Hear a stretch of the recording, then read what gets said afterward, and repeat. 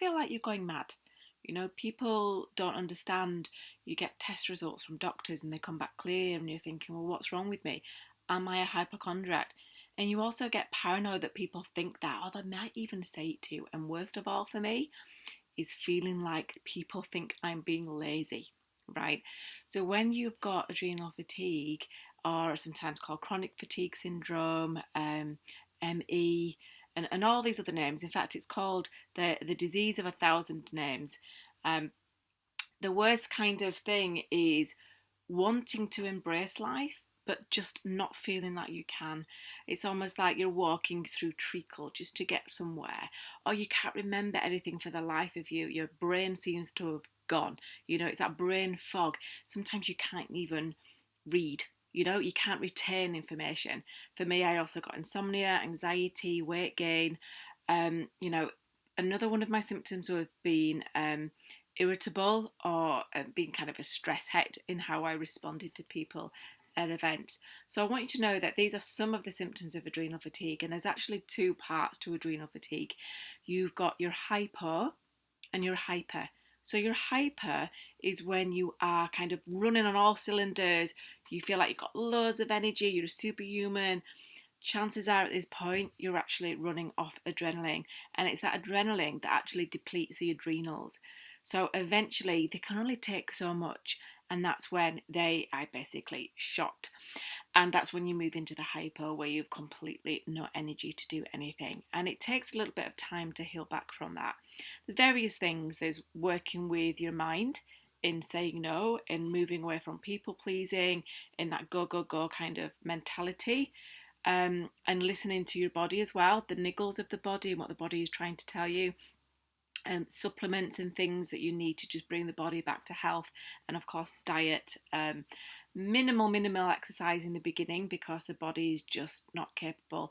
All these different things are called stresses, and those are the things that can actually knock out the whole body and system with adrenal fatigue, and that's what happened with me. So there is a way back, and it's about breaking that cycle, right? So it's working on your insomnia, it's working on the food, a little bit of movement, all these kind of things that I want to run through you with this adrenal fatigue bundle.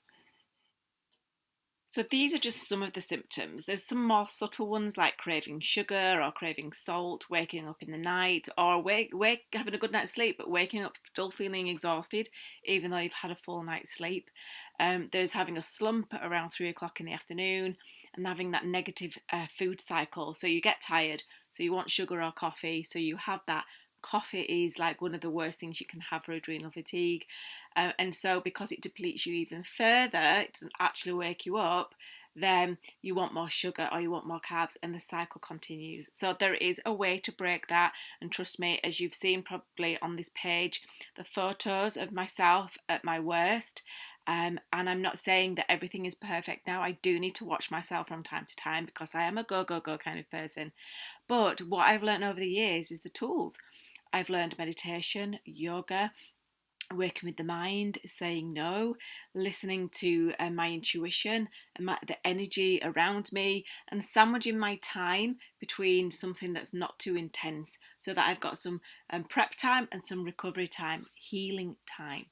So I've got loads of things to share with you, and I've been working with a naturopathic doctor to do this. So she's been helping me with meal plans, because when I was at my worst, I couldn't even think about what to make, never mind physically buying the food, cooking the food, eating it. It's all energy, and when you're completely exhausted, it really feels impossible. So these meal plans, the first one is when you're completely exhausted and you just want to grab something but know it's really good for you. That is the key, otherwise you're in that cycle. And the next one is when you're feeling a bit more alive, and so on.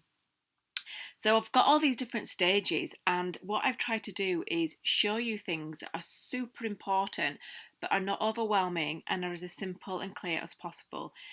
Because I found that when I tried to learn about adrenal fatigue, when I had adrenal fatigue, it was almost impossible. So I've got loads of different things lined up for you, like photographs of stuff, so you're not having to read things. I've got communication cards. So when you want to just tell your loved ones, I'm feeling like this, please don't push me, or please just make me something healthy, then it makes it easier, because sometimes we get more irritable and we struggle with communication when we're really fatigued as well.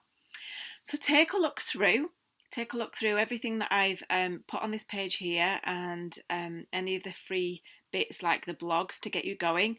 And otherwise, if you feel ready, if you want to really tackle this and go for the long haul, then do get in touch and I will share that bundle with you. So bye for now.